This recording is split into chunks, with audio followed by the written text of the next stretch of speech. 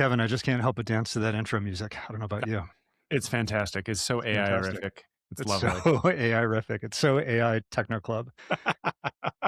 Happy New Year. Greens, did you stay off of LLMs? What do you think? Of course not. Not even close, man.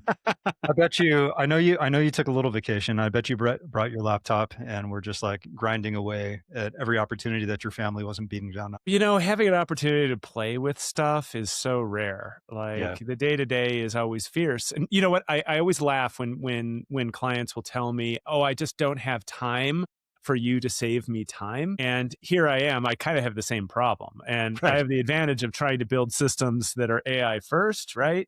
Right. But I'm still You're not just always eating the dog food, are you?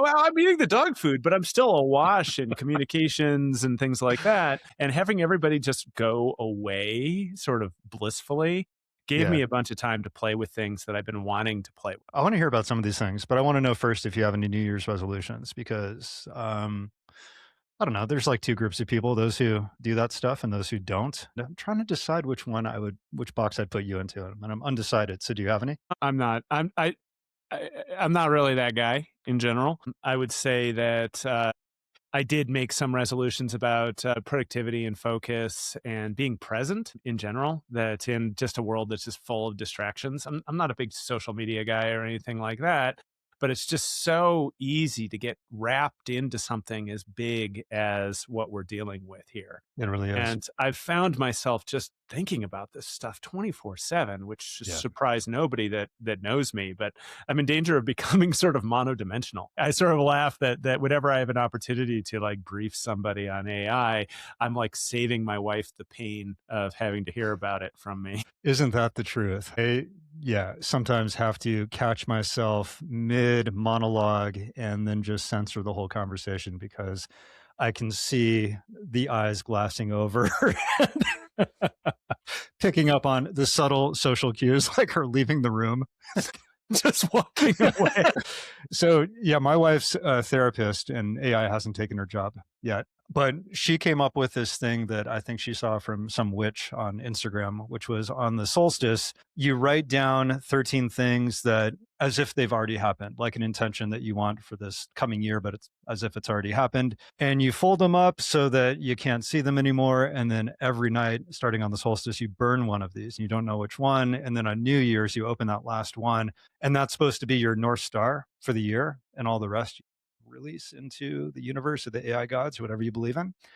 And yeah, so that was kind of a fun way to get cajoled into something that I would have ordinarily done as far as intentions or resolutions or anything like that. But I agree on just the presence thing in general. There's just so much happening right now, especially in this world that we operate in, that it is so difficult to just kind of pay attention to what you're doing and not get distracted by the next shiny object, which, to your point, the break is a good time to do that because you actually have the time without all of the regular Zoom calls and everything else in client work where you can start to play with this stuff. So any big things that you played with or big ahas that you had over the break? You know, I wanted to just add one more piece to that. I said this Yeah. to my wife the other day, that I have this feeling that we're in the time before, that we've been doing this for a long time. We've been drinking the Kool-Aid. Some people believed it, some people didn't. I'm absolutely feeling a turning of the corner such that everyone's in. They're in on some sort of continuum, but they get that even if most of the promises turn out to be false, this has the potential to really change so much, not just about work and the way that we do things, but about society and the world and et cetera. And you can think back to other times in history where these sort of purgatory periods. And I Hmm. think that we're in one of those. And in 10 years, when we are grayer and older, we're going to look at this particular period as the time before. I'm wrestling with that a little bit as far as what it means. Yeah. Obviously, it has ramifications for our businesses and everyone's businesses. But I had this anecdote yesterday in a workforce special interest group that I run in Utah. And a woman had brought up a friend of hers that's a paralegal at a major enterprise-based company that I won't name. Yep. And this company is leaning hard into AI and AI implementation to a degree that's pretty impressive, to be honest. And the paralegal made the observation that her job, all of the minutia of her job is now pretty much gone away. All of the filing and the little pain points. And these are the Right. things that we tell everybody. Hey, you Right. can get rid of pain. You don't need to do those Right. stupid Start things. start with the stuff you hate to do. Yeah, start with the Yeah. stuff you hate to do. Yeah. Okay. But the observation was now with all of the minutia gone, every iota of her day is spent on high impact, high meaningful, kind of stressful work. So she's in stress mode Yeah. all day because usually there'd be recovery. There might be Right. some drama that's going on with a contract Moving or data in Excel sheet cells, yeah, basically. but that's But almost a it's low reset. stress. It's low It's low stress. It's just kinda stress. staring at the computer, moving stuff around. But what happens to us if all of our time is then spent in like alpha mode, full Yeah. on decision mode? As entrepreneurs, that's sort of where you live most of the Yeah. time. But I don't think that a lot of people are particularly prepared for that. And I don't Mere think mortals don't really deal with that so well. well, You're not the first person I've heard bring this up. I've heard this a couple times now, and I think that I mean there's really something there, and I think it's part of that evolution of how everybody begins to reconcile with all this, right? On one side you have, oh my goodness, are there even going to be paralegals? My job is going to go away, and I think what you witnessed. And so many other people are experiencing is that that's not really the case very often, and you are going to be doing much more high impact work that could also be just a much greater demand on your energy, on your focus, on every aspect of your day. Like you might just really come home feeling completely beat up because you didn't have those downtimes of just the minutia that you're used to that you can kind of do in your sleep. Between the really like big decision making or stressful calls, or what some people just might call their zone of genius, right? Where you're kind of putting everything into a certain amount of time. So I think it's just one of the adjustments everybody's going to have to learn to deal with as we figure this out. And yeah, to your point about this being one of those before times, and we're going to look back in 10 years and be like, oh, wow, do you remember that when we were trying to figure all this stuff out? And here we are. I think what makes it so different than, and maybe not, like maybe people had these same feelings during the agricultural revolution or the industrial revolution or the birth of the internet. But I feel like there's so much of this factor of we don't know until we get there right now. I mean, and it's always been there, but to a degree that is really extreme right now.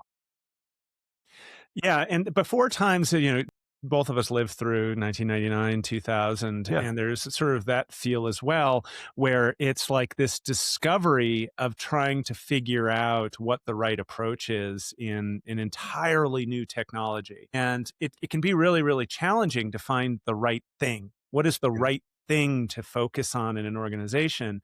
Yeah. And what I find in conversations is the right thing is different for most organizations. That there's Yeah. some basics, like you need to have literacy, you need to have leadership that's aligned, et cetera.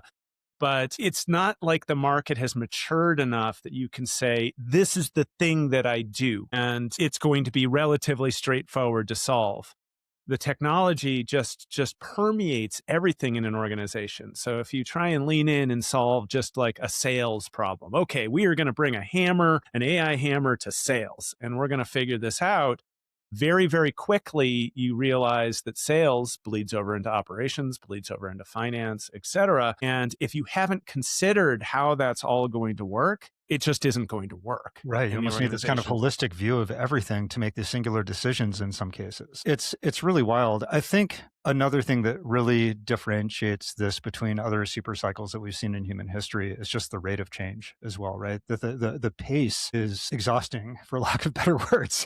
It really is. So it's not only deciding, well, where do I apply this, but what tool do I use? And okay, after a bunch of research and talking to like experts like you who are really good at deciding where in an organization a certain tool might be applied, all of a sudden 2 weeks later, actually, you know what, guys, I've got a whole new tool set because all of these things happened and now this is no longer relevant. And then that might switch again, a month later because another frontier lab comes out with something mind blowing and just an order of magnitude better than the previous tool. So that's another thing that I think really trips people up. I know it's tripping me up. It's how I spent a lot of my break is evaluating a lot of tools from the different frontier labs and really waffling with a lot of things based on just the nuance of what I could do with specific workflows given the features of these different applications. It's a lot to navigate. And we're living and breathing this.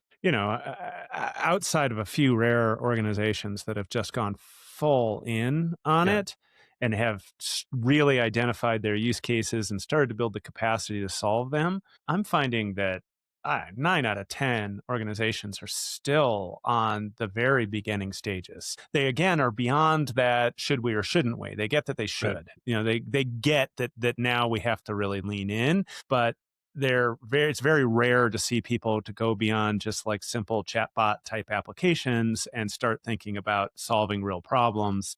And then if they are solving real problems, they tend to be doing so in a way that just replicates whatever the humans were doing before, as opposed to thinking a little bit bigger. Now, there's nothing wrong with that. That's a great place to start, but that's Mhm. still where we are. You're not doing like grand transformations like some people think is going on, I would say. Right. Or even leadership using some of these models for real strategic thinking, using some of these models as a companion, using deep research. Some of the things that are available to everybody, like these just off the shelf features that anybody can use. Yet I think it's still very rare that anybody does use them anywhere close to their capabilities of how they can be helpful in different organizations. That's another thing. I don't know if you're seeing that as well, but it's something I've experienced. Oh, it's very superficial. And prompting is still important.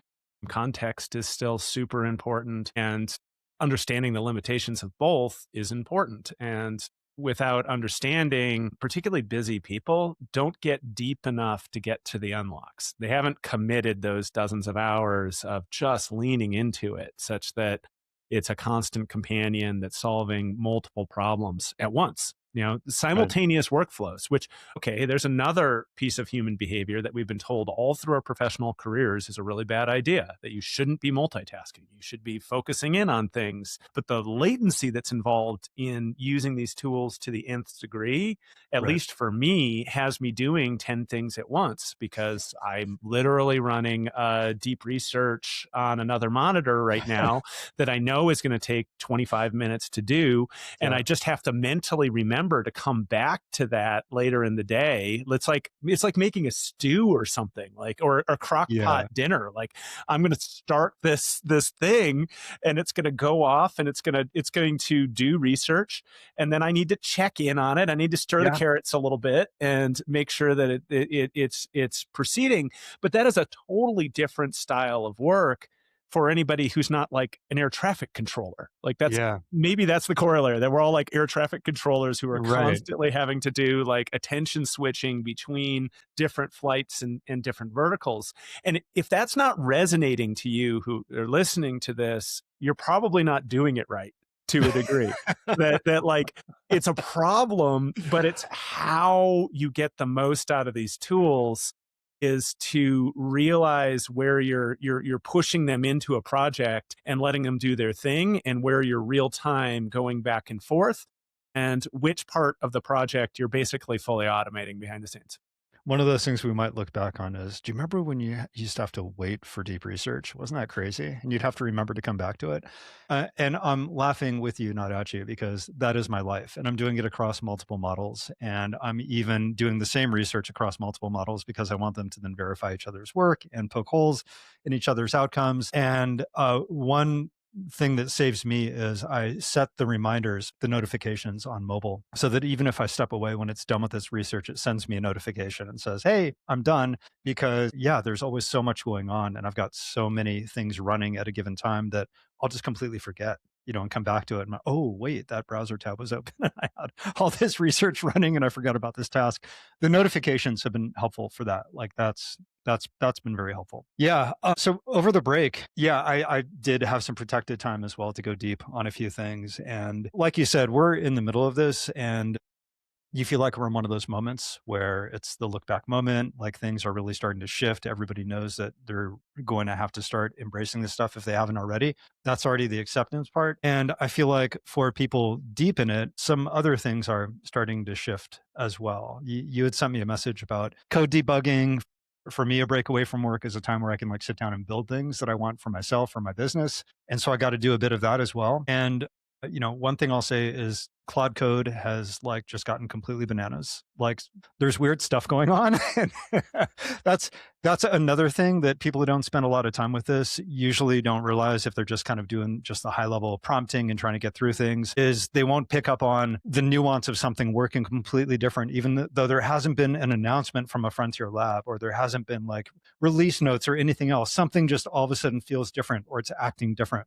And you and I talk about that all the time, right? Like, wow, this thing just started swearing at me, or this got really personal, or this had great insights, and whoa, this just got super sycophantic again. And I thought they trained that out of the system prompt. What happened, right? We notice all those things. And so that was one of the things, like the Claude Code stuff has gotten pretty crazy. I don't know if you caught Elon Musk had tweeted, we have entered the singularity, which is a pretty bold statement, albeit coming from a pretty bold guy.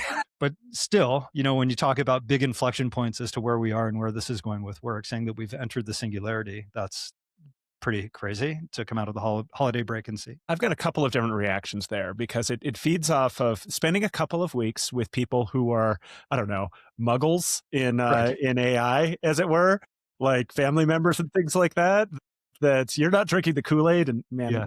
I can imagine I'm just exhausting to be around, but trying to like a minute and you're exhausting to be around. Well, to untangle some of these pieces and some of the things you just said there are really important for people in our audience to understand. One that strikes me is this idea that it's not that you're building on sand, because that's not totally fair, but you're building on a landscape that has opinions and it changes. And I don't think that most organizations have really grappled with this yet. And I've mentioned this on previous shows, but it's this idea of deterministic versus probabilistic outputs and what that means from a strategic perspective. Like it makes people's heads melt when they think that, oh, wow, I built something today. It's working. This is the SOP. This is the way we're going to do it. And then it's a Tuesday. And for reasons that you can't define, it's now going to decide to do different things. And those different things maybe aren't as reliable. Maybe they aren't as accurate. And you go up to your little model selector. In our case, it's going to be via API or whatever. But in most consumers' cases, they're going to be in Claude or they're going to be in GPT. And you see, oh, I'm in 5.2. Why the heck is this so different right now? And that lack of consistency is a very real problem when you're leaning into doing solutions development for clients or internally or whatever it is. And it takes a much different mindset to grapple with that. It's all very organic and hazy. Yeah. I mean, it's a problem for me. I mean, not just the organizations I work with, but it's a problem for me when things start acting completely different without notice, right? And then I go to another tool and I'm like, oh, this is so much better. And then I remember to maybe I should try this in the tool that I was in before and seeing what it's doing now, and it's doing something else completely different as well. So yeah, that's a real challenge. Like that is a real challenge. Something else that I think people will find useful is the way that Eli is going to talk about, using Claude Code versus, say, vibe coding. This is a definition that's getting really slippery, and I think that people need to pay attention to. That we've talked about vibe coding before, but it means different things to different people. And I think for our audience, splitting vibe coding into two different pools that they can address in separate ways is important. The first, and what he's likely talking about, is development vibe coding. This is using tools like Cursor or Windsurf in a coding environment. And if you have a dev team, they're going to be very conversant with this. And it can range from basically autocomplete to doing huge blocks of code to, with Claude Code, now being able to operate semi-autonomously for up to 5 hours, which is sort of hard for non-developers to conceptualize, but it can actually go off and it can run code on its own for a number of hours. And you can see how that could be a huge unlock for a small dev team to be able to get stuff done quickly. However, there's a whole different type of vibe coding, which is it's being presented to mere mortals as something that you can just use human language to produce an output that you can use to create a little app. And that's using tools like Replit or Google's Opal, Lovable, etc. Which many are powered by Claude Code, just to note. They're powered by Claude Code, but it's different. It's a different thing. Yeah. And it is a different level of skill. So we totally need to do like a 2026 challenge type thing. And I totally would challenge anybody listening to this to go out and try and vibe code things, you will discover that there's a lot of pain that you think you're avoiding through doing just the consumer grade vibe coding that would be easier to avoid if you had the skills to use the development type tools. Although I see people bridge the gap, like non-technical people who have Yeah. leaned into things like Cursor. It's not a particularly easy learning curve if it's not something you're used to. So instead, what people try and do is muscle their way through vibe coding solutions that are missing pieces. And they end up in a world of hurt because they can't fix the things that are wrong there. And the vibe coding consumer tools basically have the memory of a flea. So you might fix something in hour 1 and be delighted. And then in hour 8, it decides to break that and not tell you. And it has no memory of what it did in hour 1. So Right. you end up with a compounding effect of errors that make a lot of these tools really, really hard to use. But that's Right. And people end up, important for listeners to yeah. understand the difference between those things. And I think we're probably going to see new terms for this because it's highly Oh, for sure. confusing It's so and early. it means Yeah. wildly different things to the one person versus another person. Yeah. And it's the former, not the latter, that inspired that tweet from Elon, right? As far as the the things that are happening with Claude Code and him saying something like "we have entered the singularity" means that the raw coding abilities of this model are getting so good that people are now kind of looking ahead and saying, okay, we're now entering this era of recursive code where if something can code that well autonomously, then the models are very soon going to be self-improving, or that's the theory, and that's kind of the entry point for the singularity, or in other words, this event horizon that we all cross where there's this completely unpredictable outcome on the other side as far as where does this technology go? Is it going to run away? Can we fully get our arms around the whole thing? A lot of speculation in different directions there, but it was really interesting to first of all see this stuff and read that tweet and just kind of think about like what's going to be happening in 2026 here. The time So before. and before, right? Yeah, yeah. And a quick note to what you were saying as well with just the difference between like this AI assisted coding and then what most people call vibe coding, which is this conversational prompting where you can make a really pretty semi-functional prototype of something that you would have never been able to do a year ago, right? Like that's very cool, but it's not really quite at, oh, these are finished projects that any non-technical person can pick up. I think the difference of somebody being able to do that and bring it across the finish line is kind of like the story you were telling about the paralegal that you were working with at that firm, being that she's now being put into all of this really intense work with no downtime because she has a domain of expertise, right? And she couldn't have even used those tools to get rid of all the busy work without that domain of expertise. And it's the same thing with people who are building software, building apps, doing the vibe coding. The people who are getting really far have a domain of expertise. They know a good output from a bad output. They can go back and debug things. And your regular, just mere mortal who's like, hey, I'm going to build an app. I've never done this before, but I can have a conversation. So I'm going to put this prompt in. Will often run into problems because they don't come from that domain of expertise. And we're going to see that everywhere across every industry. You're speechless. You're like, Speechless. oh, speechless. Speechless. Yes. Yes, you are. Yeah.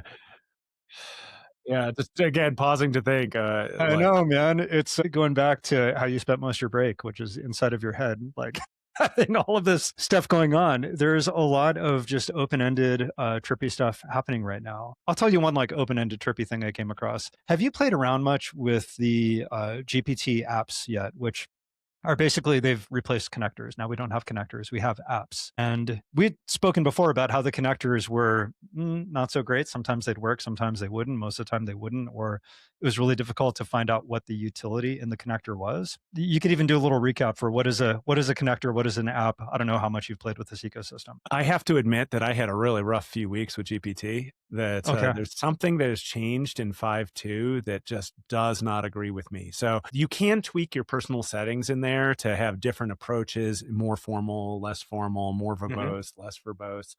But there's this reinforcing or reaffirming behavior that it's adopted that drives me absolutely bonkers. That 100%. It's like, you're not crazy. This is built into the system. I wasn't asking you if I was crazy. I was looking for an answer. And it You're not wrong in your thinking. It's one of it my favorites. drives me nuts. And it's literally caused me to shift a lot of my behavior away from GPT. However, that brings up a little bit of a challenge. I want to get back. I do want to explore the Yeah. app thing, but a lot of people out there have this challenge in that they can't quite find the right model that fits their needs. Yes. And the reality is, you will, at this point, I have tens of thousands of chats, and that is context, that is memory, that is established work. And for me to move an established piece of work, be it deep research, be it a project or whatever, and start over, I Mm. will have an okay chance in Claude, because I use Claude for some very specific things, and Yeah. it knows more about me. But Gemini would be really, really hard for me to start from scratch. So it's been painful to have that sort of mobility as far as moving around.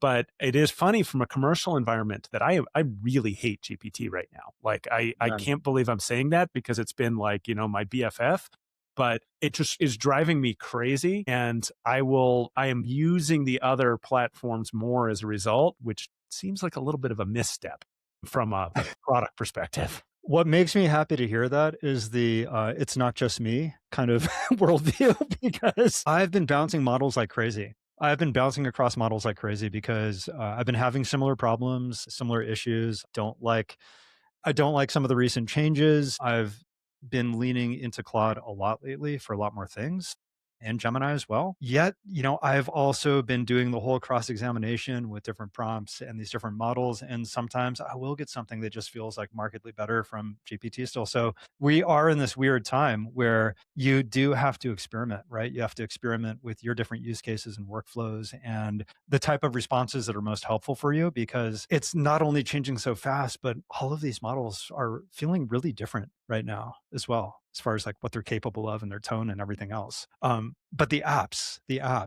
So real quick, we have one developer on our team who is convinced that this is the next big thing, right? That we need to be putting our attention on this, because this is like iOS in 2008 all over again. They've opened up the App Store for developers, and everybody can build this stuff and publish it on GPT, and then you're going to be early, and you'll be the publisher who made the great app, and you'll get the lion's share of users for this. So it was one of those things where the connectors, like my experience was awful, and this is really just rebranded connectors. I would try to hook up Canva, and I'm like, oh, cool, it does nothing. Like it's giving me literally nothing useful out of this connector. I can't do anything. Not only that, it's really rough in regards to any information as to what it's even supposed to do. Like it's not very well documented.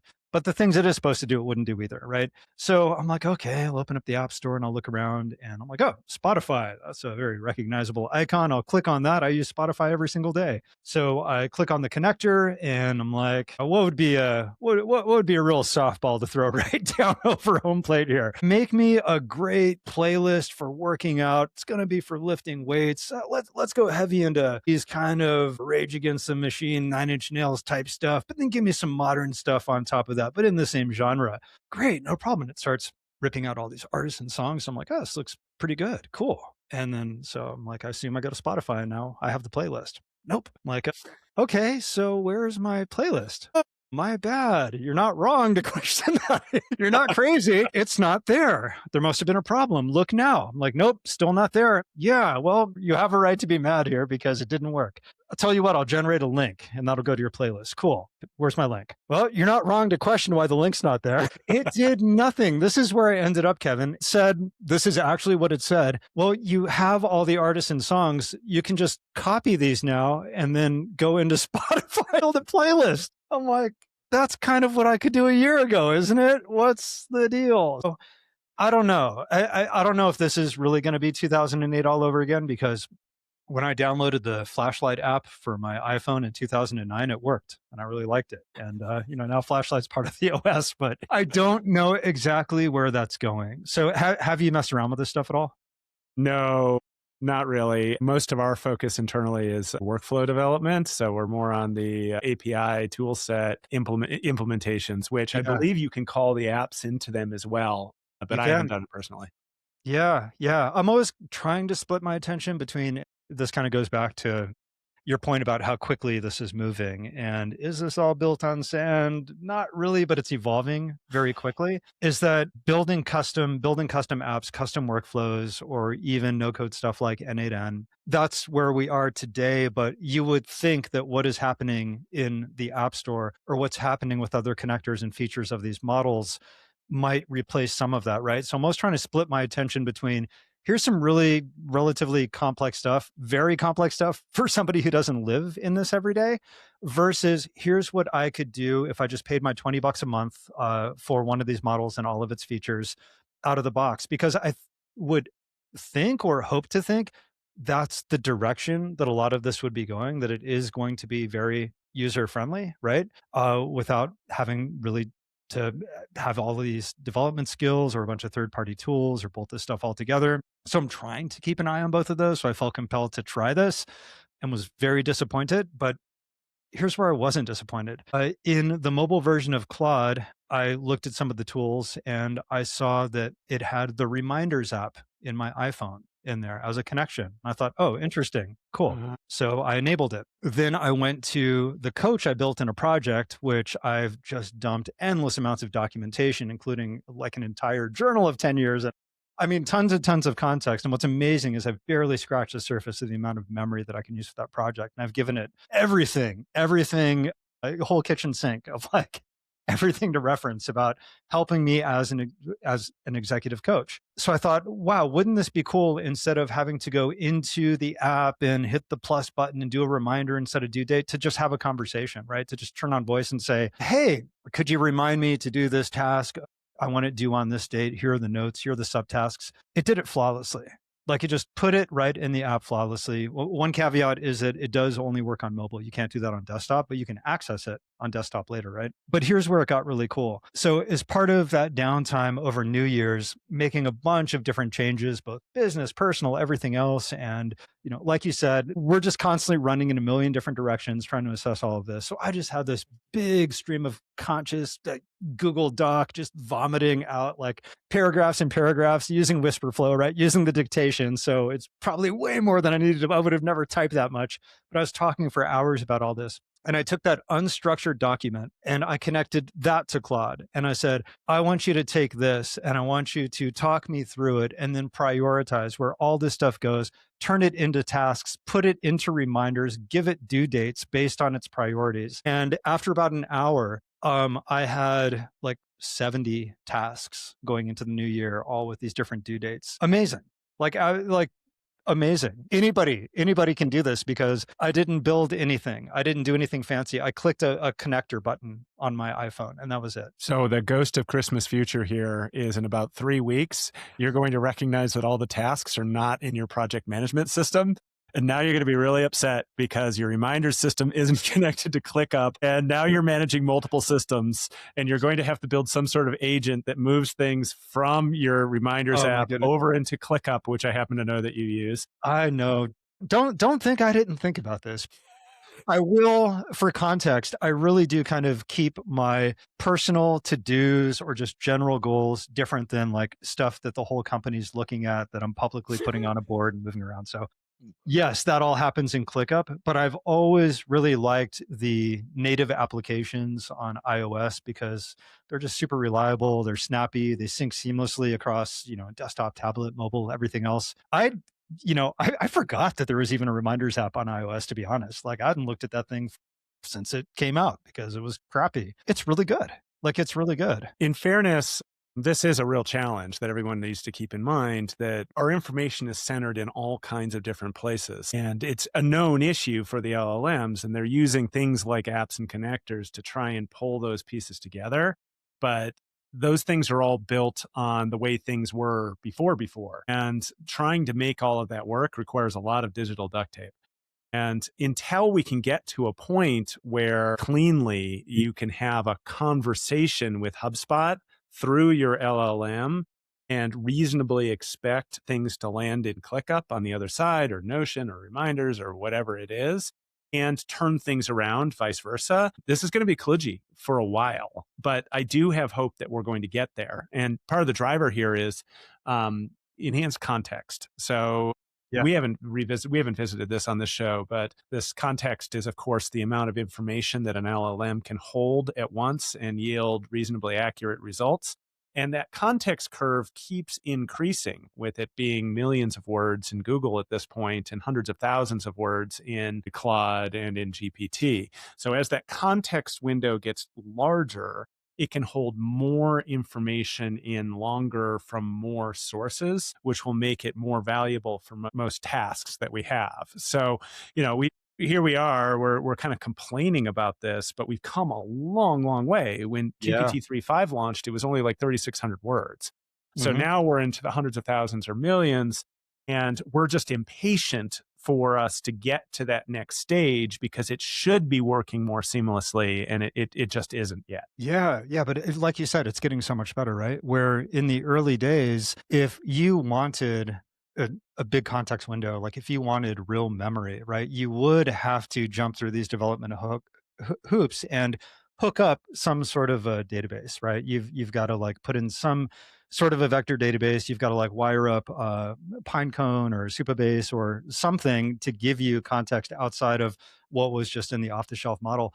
And it's now starting to approach that point where you can get really far without doing any of that. And like you said, the distance that has come in a year is pretty staggering, right? So to put it in perspective, they call it tokens, right? And tokens, there is a rough equivalent to the number of pages or words, right? So in Claude, which is my favorite girlfriend right now, that is, let's see, I think we're up to 200,000 tokens, and that's roughly 150,000 words of context. GPT 5.2, you've got 400,000 tokens, so roughly twice as much. Then you've got Gemini 3 at about 1 million tokens, and a lot of talk about 2 million being right around the corner, right? That's a lot. Like, that's a lot. That's like So books of words I right think there. this is in terms of something that's going to be really practical for our audience, is to understand that, yes, you can cram a lot of information into that context. And yes, it will be pretty usable within that set amount of material, but you still have to be careful about cramming too many things in that look too similar, for example. So if, I don't know, you're a pen manufacturer and you have 5,000 different SKUs of pens. If you have a catalog of all of your pens and they're all black pens that have gel ink and there are like minor differences between them, you're going to see that the LLM will bleed those concepts together, and you're going to end up with hallucinations that are coming out the other end. So it's still Yeah. pretty important to think about more regimented approaches to this. And those are things like RAG, which, we're not a technical show, but increasingly people need to understand that retrieval augmented generation is what RAG is. And it's the ability to lock in pieces of data. And when your application demands it, you need to have a sense of that. And I think that's what I'm putting out there, Yeah. is to recognize that even though context is getting really big, and even though the individual platforms are using versions of RAG to try and lock in pieces of information such that they come out accurately, you're going to be in a place where it seems like you can just dump in 100,000 documents or 100 documents into Gemini and have it just work.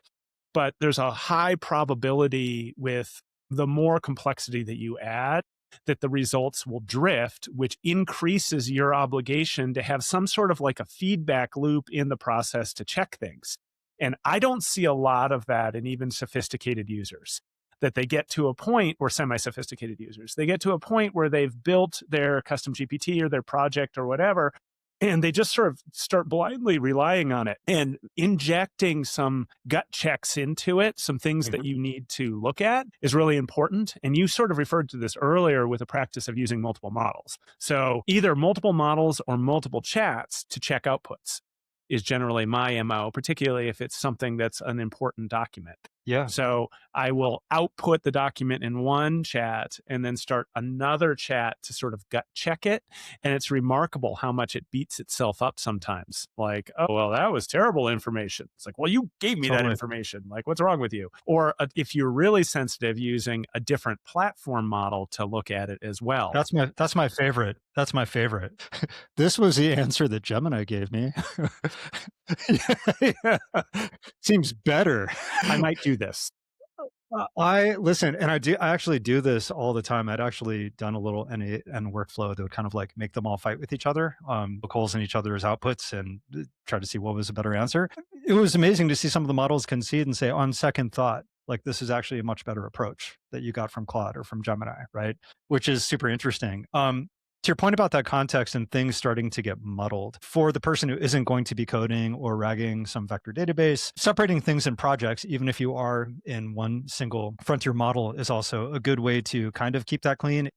A little bit fuzzy as to how this bleeds over as things evolve, right? Like how it's taking things from different projects or different conversations. But for me, it's been a pretty clean approach. I know that Claude does have some pretty definitive lines between, if I build a project in Claude, it's not going to go and then pull any reference from a separate project in Claude. Like it stays in its lane. And at least when asking the model, it says that it stays in its lane. But who knows? Because some of the most unreliable information I've gotten about models is when I ask the models for information about their features. This actually, I've really only seen it happen a lot with actually both Gemini and GPT, where I'd say, hey, is it possible for you to do this because I want, to leverage this feature? And it says, oh, no, sorry, that's a limitation. I can't do that. I'm like, no, actually, I know you can do that because I just read a press release.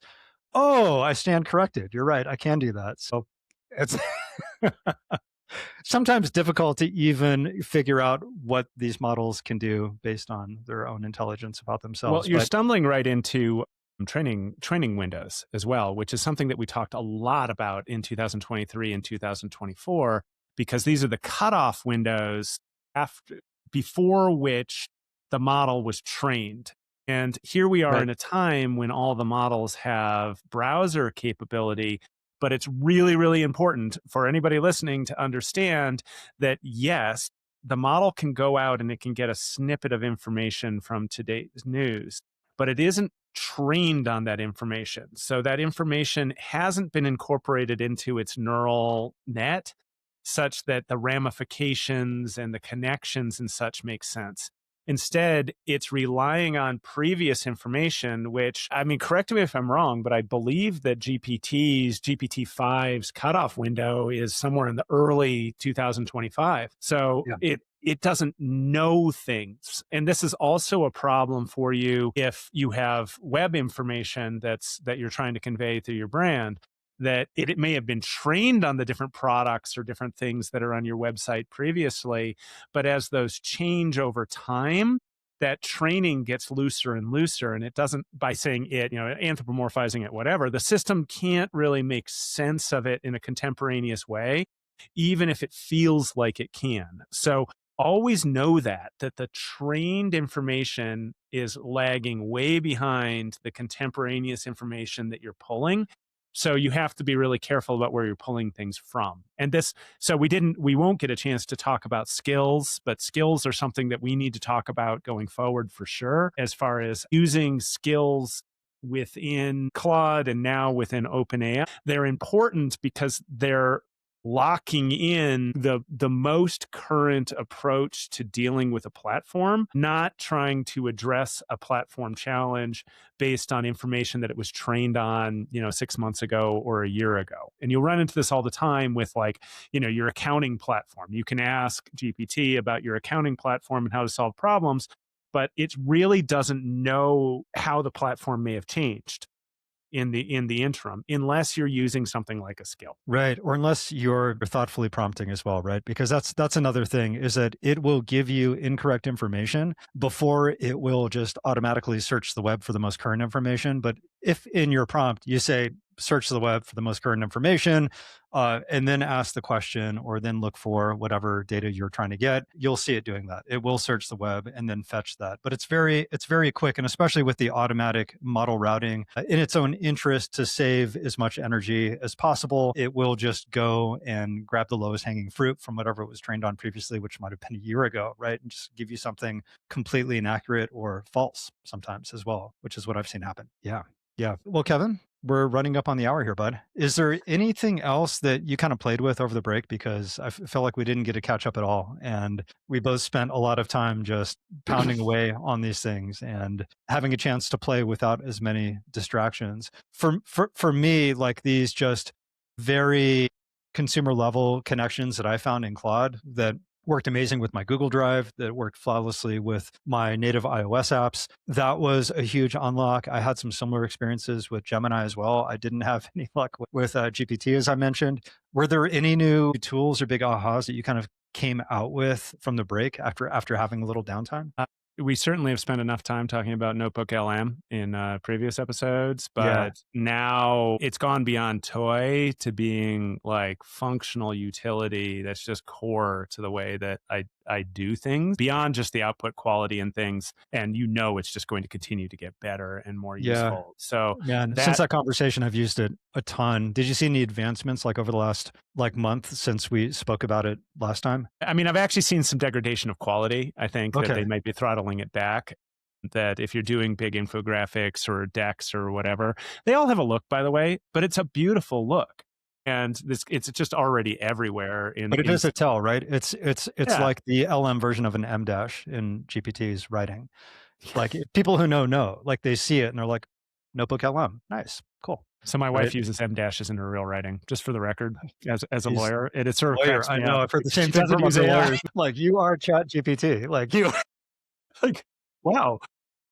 She sends them to you like in text messages. You're like, wait, are you using GPT to talk to me right now? She definitely is not. I know that she is not. I'm very, very comfortable with that. I would say that one just interesting output from that is didn't know this about myself, but I'm apparently more visual than I thought. It's being able to take a monster document and being able to turn it into a visual representation, be that a Yeah. deck, be that an infographic, for me has been a huge unlock as I'm trying to absorb information from every corner. And I just don't have the bandwidth to read, particularly academic literature, and the ability to kind of create a cheat sheet, like the cartoon version of the MIT iceberg study, which is totally Oh another yeah. topic that we should talk about at some point. But that's been an unlock. Other things, I would say, more granular work within workflow builders. I recognize that they're a band-aid, by the way, that we will get beyond these workflow builders at some point.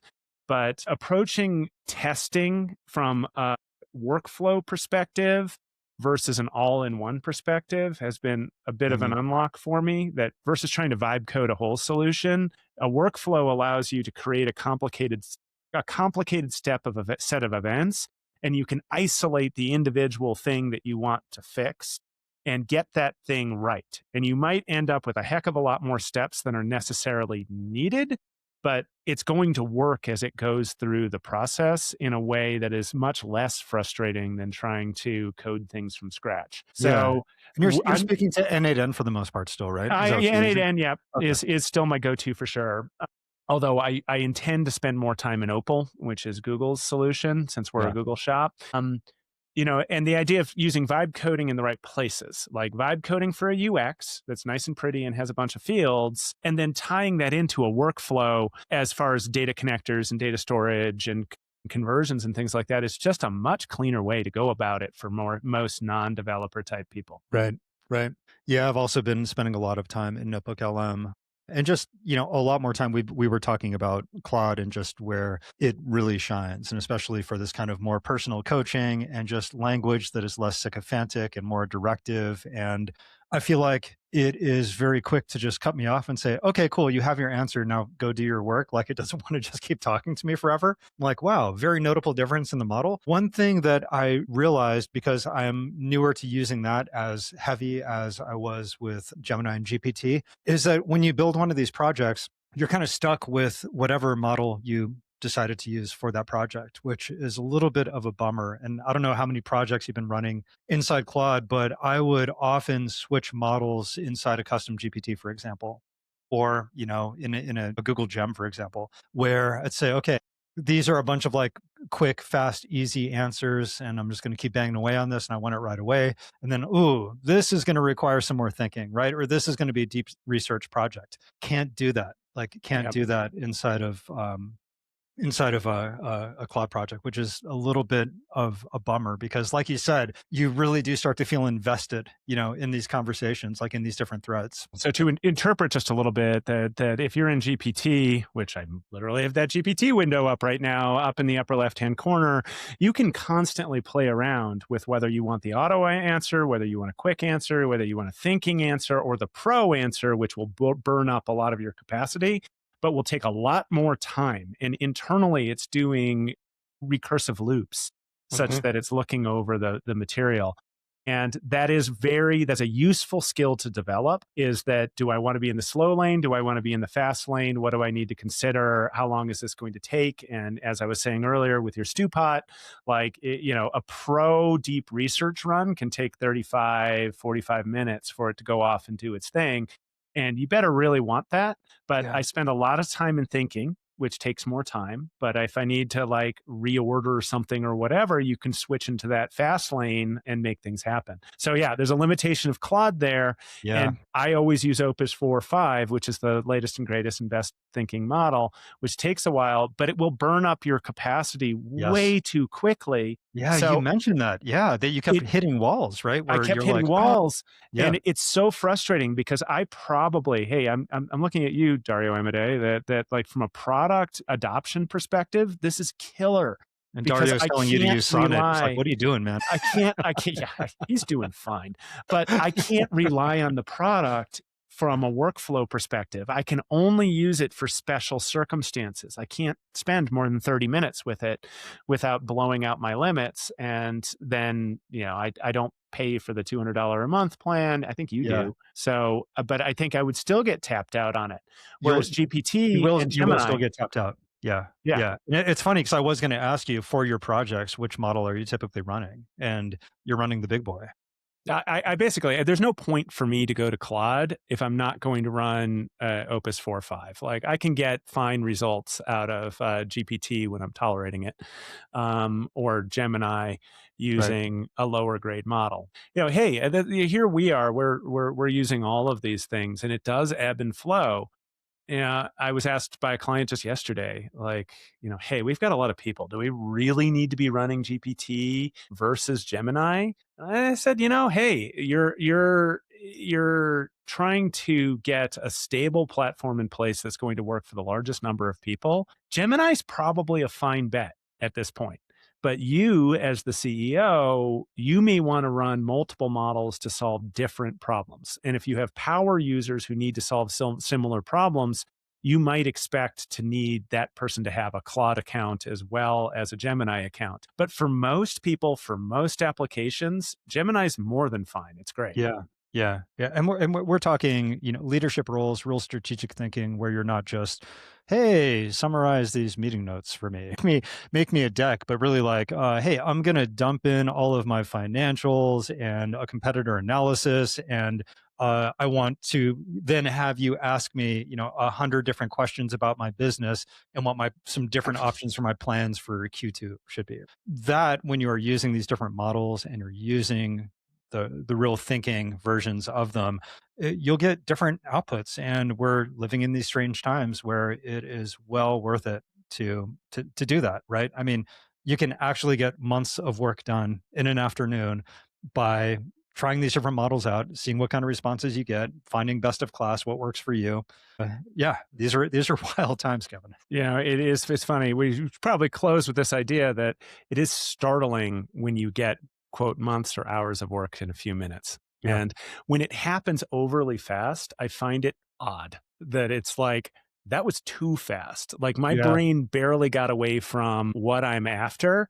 And I frankly need a little bit more time to settle with how I'm thinking about this so I can get to the next step. So that pace for the paralegal, that pace for the entrepreneur, like, that pace is gonna just go crazy going forward. And balancing that with the ability of the system to absorb the outputs too. So I'm probably a nightmare in that I'm putting out hundreds of thousands of words a week in like briefs and projects and all of these other things. Oh, yeah. And, I have an AI forward team, of course, so they're using tools to synthesize Go through all of your information. outputs. I get to go through my outputs. Yeah, there's Can you Kevin's please weekly. summarize the last 100 pages that Kevin just sent me in Slack? But think about that from if you're not working for an organization where you know that that's what you signed up for, like that's going to be really hard for people to deal with in terms of pace. And is it what's the market is really going to demand? It depends on what you do. Depends on like how critical this technology is. That's, if you're in, so much. I think that really threads back into what you were saying about, are we entering this world where all of this just BS minutia is getting taken off our plates, but are we then just going to have to be working 10 times harder on the really hard problems all the time without any breaks of dealing with the minutia, right? And that is a great example of it because, I see it too. I see like these incredibly verbose outputs and documents and things to review from my team where I'm like, this definitely came from one of the models. And now I've got to consume it. I've got to put it into one of my models to just at least get the bird's eye view of this thing because I've got 20 other ones to look at, right? So yeah, our work isn't exactly going away. It's just changing and it's changing really fast. And with that, that is it. That is it. A little optimism, a little pessimism. It's a nice even blend to start the new year. The time before, just think back in history. What did the time before look like, and where are the opportunities in the time after? Yeah, I'm looking forward to seeing who was right, who was wrong, and who had no idea what was coming. All right, Kevin. Until next week, man. Have a good one. We'll see you. That is the pod. See ya.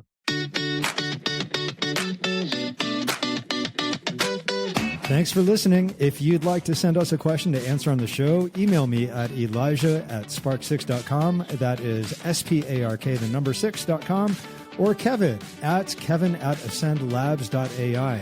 To learn more about AI strategy and training for your business, visit Kevin's company, Ascend AI Labs, at ascendlabs.ai.